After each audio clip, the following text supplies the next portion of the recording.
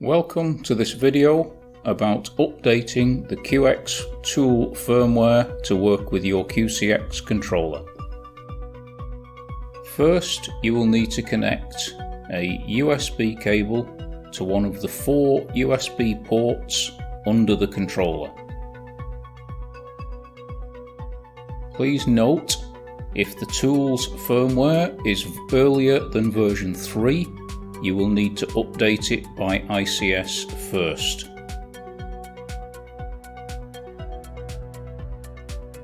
Begin the process by logging into the controller as shown previously in other training videos.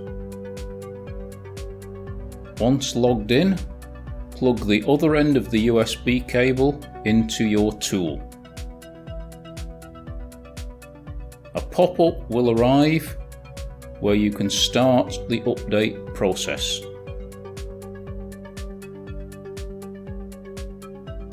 Monitor the on-screen progress and follow the prompts when they arrive. When instructed, pull the trigger of the tool and then click OK. Monitor the tool's screen, and when the screen returns back to normal, reboot the tool, unplug the USB and disconnect the battery. Reconnect the battery and reconnect the USB.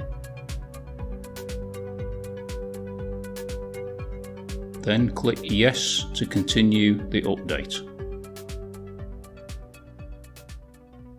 Again, follow the on-screen progress and wait for on-screen prompts.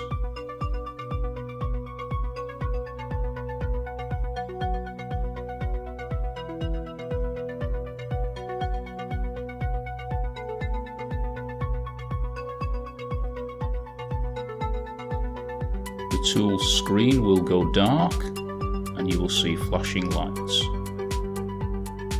When the screen returns to normal, reboot the tool again.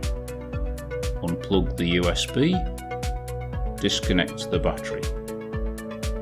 Reconnect the battery and reconnect the USB.